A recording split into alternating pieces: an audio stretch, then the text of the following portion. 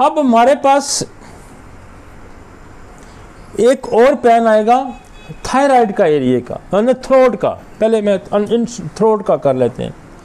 अब थ्रोट में हमने बड़ा आसान इसको किया हुआ है, बड़ा सिंप्लीफाइड किया हुआ है।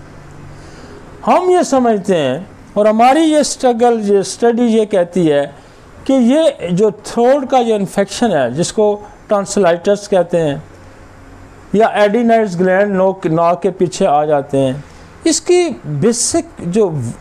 बेसिक सोर्स है, ये बेसिक जो वजह है, ये उन लोगों के या उनके बच्चों के होते हैं जो ट्यूबरक्लोसिस की हिस्ट्री वाले होते हैं, जो कैंसर की हिस्ट्री वाले होते हैं, जो साइकोसिस की हिस्ट्री वाले होते हैं।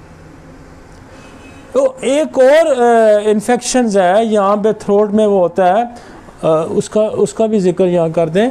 एक होता है आपका ये जो स्ट्रेप्टोकोकस, एक बैक्टीरिया है, वो भी थ्रोट पे उसका असर होता है और वो बहुत ही क्रोनिक डिजीज़ पैदा करता है, जो बाद में आपका जोड़ों का अर्थराइटिस करेगा और फिर वो कार्डियक मसाइल पैदा करेगा।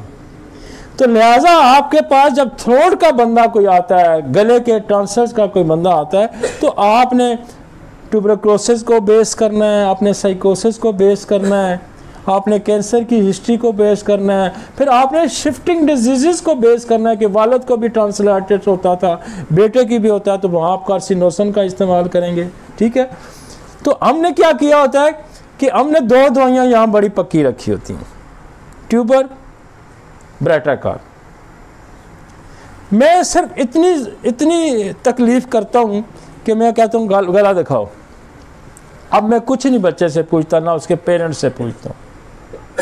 हम कहते हैं गला खोलें जी, गला खोलें। हमने टार्च मारनी है और with in a minute, with in 30 second हमने डिसाइड करना है कि इसको मैंने कौन सी दवाई। दो तो बेसिस मैंने सेट की हुई हैं, ट्यूबर और ब्रेटा का।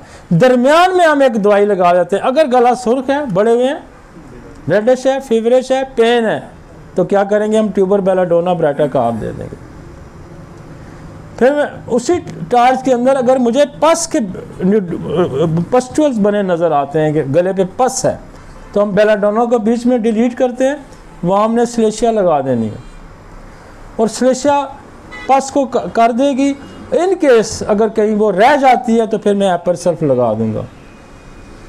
फिर किसिंग टॉन्सिल्स हैं, बड़े बड़े टॉन्सिल्स हैं, हमने बेलाडोना को भी हटा देना है और पेनफुल हैं तो बड़े बड़े हैं, बॉल लाइक है, तो हमने बीच में एलोमेन लगा देनी है।